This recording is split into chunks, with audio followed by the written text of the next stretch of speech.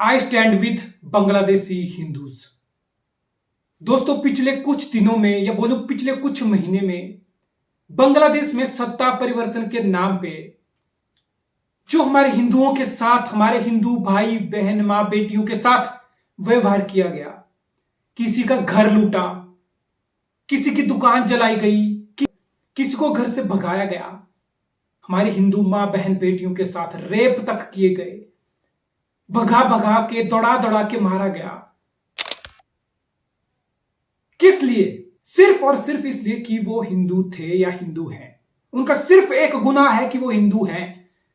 ऐसे दौर में बांग्लादेश को घर पे बुलाना और बांग्लादेश के साथ क्रिकेट खेलना कितना जायज है, आप लोग खुद डिसाइड कर लो। आप खुद समझदार हो। यही हमारे क्रिकेटर जब अमेरिका में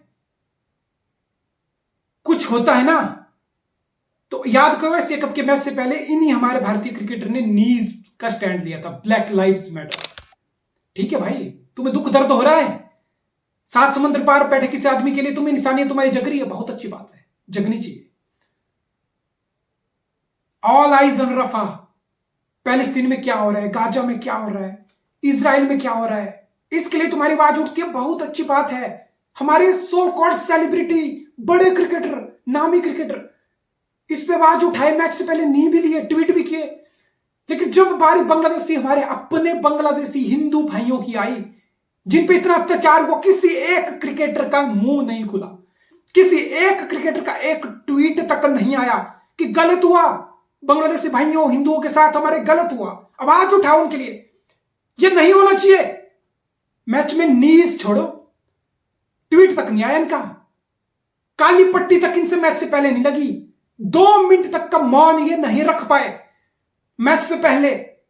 ये है हमारे आइडल, इनकी तरफ हम देखते हैं। खैर, ये टॉपिक बहुत लंबा हो जाएगा, लेकिन मेरा दुख दर्द है जो मैं बयान करना चाहता था। Bangladeshi Hindus lives matter. I stand with all my Bangladeshi Hindus. Ashwin और रवि जडेजा, जब इस पार्टनरशिप का जिक्र होता है ना, तो बड़ी ऑब्वियस सी बात निकलती है कि भाई ये तो बॉलिंग में बिल्कुल माहिर बंदे हैं। जब जब इंडिया में मैच होगा, अश्विन जडेजा का ये कॉम्बो है ना, तुम्हें खा जाएगा। तुम्हारे लिए सबसे बड़ा चैलेंज है इस कॉम्बो को फेस करना, और ये कॉम्बो पिछले डेकेड से ज्यादा हो गया होम सॉइल पे इंडिया के लिए सिंगल हैंडली बॉल के साथ match after match, series after series जिताता हुआ आया है। लेकिन एक और चीज है जो हम अंडर द रडार लेके चले जाते हैं। अश्विन जडेजा की बैट के साथ होम सॉइल पे टेस्ट क्रिकेट में contribution, that's huge part of it. मैंने कितनी बार देख लिया, टीम इंडिया बैटिंग में ट्रबल में है घर पे, फिर अश्विन की इनिंग आएगी, फिर अश्विन के कैमियो आएंगे, अश्विन के 50 आएंगे, जडेजा के 50 आएंगे, 70 आएंगे, 80 आएंगे, 100 आएंगे। मतलब दिस इज गेम चेंजिंग। अगर मैं इस मैच की बात करूं, ये जो 150 रन की पार्टनरशिप टी के बाद लगी ना इंडिया की अश्विन जडेजा के बीच, ये बांग्लादेश के लिए मैच हारा गई। अगर बांग्लादेश मैच हारेगा तो यही सबसे बड़ा टॉकिंग पॉइंट होगा। और जब अश्विन की बैटिंग देखता हूं ना भाई, he looks a proper batter. Spin के अगेंस्ट चाहे वो फीड का यूज करना हो, चाहे वो क्रीज के डेप्थ का यूज करना हो, चाहे वो फ्लिक खेलना हो सीम के अगेंस्ट, चाहे वो कट शॉट खेलना हो, चाहे वो ड्राइव खेलना हो, चाहे वो रिस्ट वर्क आया है, कलाइयों का जो इस्तेमाल होता है ना, कितनी एलिगेंस और ईज के साथ अश्विन बैटिंग करता है। अश्विन को देख के लगता है कि भाई बैटिंग बहुत आसान है। He makes batting look so much easy, so much elegant and effortless.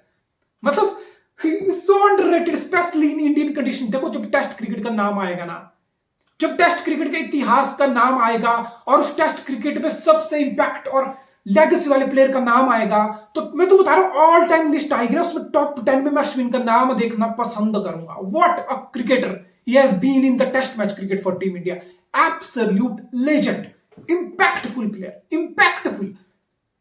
जब भी अश्विन के रन आए ना टेस्ट क्रिकेट में, हर एक रन की कीमत पे आई। ऐसा नहीं कोई डेड रबड़ चला हुआ है या 400 की लीड हो गया फिर अश्विन के रन आए हैं।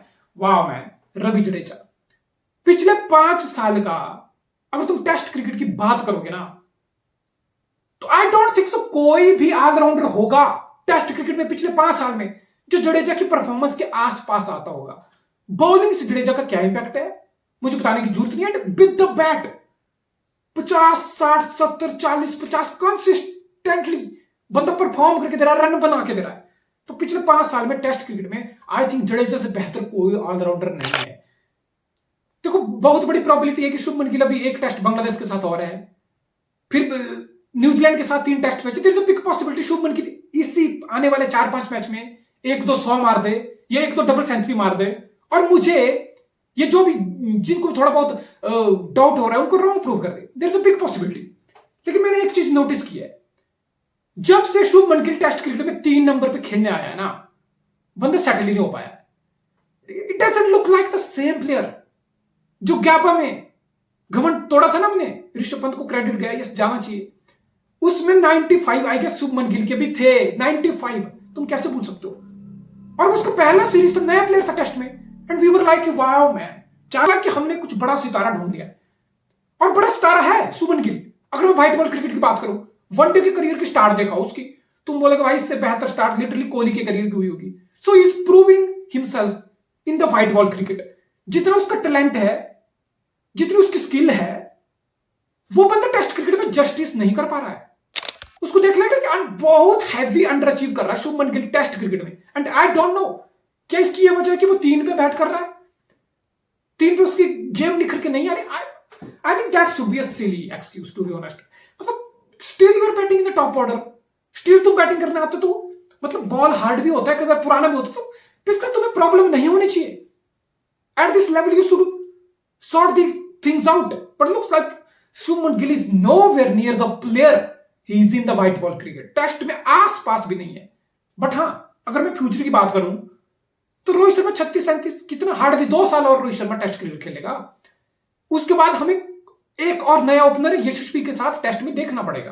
हो सकता है वो कोई और हो जाए, हो सकता है वो गायकवाड़ हो जाए, हो सकता है पृथ्वी शॉ कुछ कम बैक कर ले, हो सकता है ईशान किशन आ जाए या कोई और आ जाए, बिग पॉसिबिलिटी। बट हाँ, फिर शुभमन गिल के लिए ओपनिंग स्पॉट में जगह खुल सकती है टेस्ट क्रिकेट में। He has to step up, man. You have to step up. तुम इंडियन क्रिकेट टीम के लिए खेल रहे हो, तुम 35 के एवरेज टेस्ट में लेके नहीं घूम सकते हो भाई टॉप ऑर्डर बैट्समैन होते हुए। It's criminally underrated, under performing in test cricket. ये नहीं चल सकता भाई, ये नहीं चल सकता। चेन्नई की पिच की बात करूं भाई, मतलब 40 ओवर मैच में हो गए।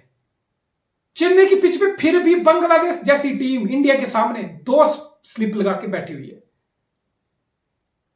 यशस्वी जायसवाल 100 से ऊपर गेंदें खेल चुका था, 50 मार चुका था। नाहिद राणा भाई 21 साल का लौंडा, कौन है वो? एक गेंद आई उसकी 149 किलोमीटर पर आवर की, एज लगा, कैरी नहीं किया स्लिप पे।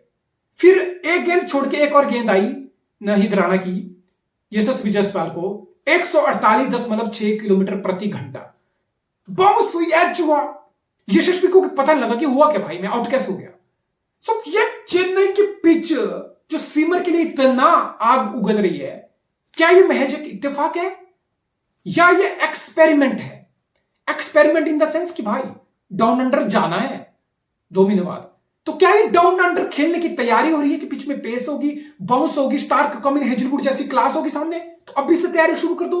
क्या ये वो एक्सपेरिमेंट है? नहीं, मुझे लगता है ये सिर्फ महज एक इत्तेफाक है कि चेन्नई की विकेट सीमर के लिए इतनी अच्छी निकल गई, पेस बाउंस वाली, हेल्प वाली। चेन्नई की विकेट तो बड़ी स्ट्रेंज रही है। अगर मैं आईपीएल की बात करूं तो Chennai super king over the year 1-2 साल से तो अच्छी पिच आई है। उससे पहले चेन्नई बिल्कुल डस्टी पिच बनाता था, बिल्कुल स्लो ट्रैक बनाता था, जिसमें स्पिनर के लिए बॉल 1 से हेल्प होती थी। फिर हमने ओवर द ईयर ऐसे इंटरनेशनल मैच भी देखे चेन्नई में कि स्पिनर डोमिनेट कर रहे, बिल्कुल खस्सी स्लो पिच। फिर हमने कुछ ऐसे भी मैच देखे हैं जिसमें 2011 का पाकिस्तान वाला मैच याद आता है, जिसमें धोनी ने रेस्क्यू किया था इंडिया को, 40 पे 4 हो गई थी इंडिया, सीमर के लिए हेल्प। तो चेन्नई का आई डोंट नो सॉइल का वेरिएशन क्या है, मतलब कई बार सीमर के लिए ऑल ऑफ सडन आग निकलती है इस पिच पे, कई बार पहली बॉल से स्पिनर डोमिनेट करता है। तो मुझे लगता है ये सिर्फ इत्तेफाक है और कुछ नहीं है। मैं थोड़ी सा जिक्र यहां पे बांग्लादेश की सीम बॉलिंग का करना चाहूंगा। नाहिद राणा, ओ भाई वो बंदा 148 149 की स्पीड के पूरा ओवर निकाल रहा, 143 से ऊपर एवरेज स्पीड है नाहिद राणा की। 15 ओवर का स्पेल वो फेंक चुका था, 80 ओवर का मैच हो चुका था। तुम लगेगा कि बंदा थक गया होगा भाई, stamina down, shoulder down, speed will come down, but नहीं, बिल्कुल नहीं भाई। 140 से ऊपर फिर भी मार रहा 15 ओवर फेंकने के बाद, पूरा दिन घिसने के बाद। सो इट्स गुड टू सी। और पेस एक बात है, पेस होना एक बात है, लेकिन पेस के साथ कंट्रोल होना, डिसिप्लिन, लाइन एंड लेंथ पे बॉलिंग होना, एक टप्पे पे खिलाना और बैट्समैन को दिक्कत देना, आई थिंक वो मैच्योरिटी और वो क्लास का साइन है। अब तस्किन अहमद कोई पुराना बंदा नहीं है, 29 साल का हो गया वो। 2015 world cup, Melbourne Australia, India versus Bangladesh quarter final, Virat Kohli को आउट करने के बाद छाती पीट के सेलिब्रेशन करने वाला तस्किन अहमद, मुझे आज भी याद है। तो 10 साल उस बंदे को इंटरनेशनल क्रिकेट में हो गए and is a promising bowler. तो इट्स गुड टू सी कि बांग्लादेश से अच्छे प्रॉमिसिंग सीम बॉलर की खेती निकल के आ रही है, बिकॉज ये बहुत कॉमन या बहुत आम बात नहीं है। बांग्लादेश ऑब्वियसली इंडिया की तरह या इंडिया से बदतर होम कंडीशन वाली पिच बनाता है स्पिनर के लिए, हैवी, बिल्कुल स्पिन फेवरेट, और बनानी चाहिए। Australia, England, New Zealand, south Africa भी तो घर की एडवांटेज की पिच बनाता है, तो बांग्लादेश भी बनाएगा, होम एडवांटेज लेगा। तो फिर उन डस्टी ट्रैक पे खेल के या उन डस्टी ट्रैक पे स्पिनर के लिए हेल्प वाले मैच देख के कौन सा यंगस्टर होगा जो सीम बॉलिंग उठाएगा, और बच्चा होगा और उसको सीम बॉलर बनना होगा। सो कल्चर को कल्टीवेट करना इतना आसान नहीं होता। कल्चर कल्टीवेट होगा स्पिनर वाला या बैट्समैन वाला, तो फिर नहीं राणा जैसा टैलेंट तुम्हारे पास निकल के आ रहा है। I think that's huge, that's a big deal. Don't underestimate this, that's a big deal. It's a brilliant sign for Bangladesh cricket कि हमारे सीम बॉलिंग में क्वालिटी निकल के आ रही है, despite having spin favoring condition in domestic cricket. That's huge bonus for Bangladesh cricket.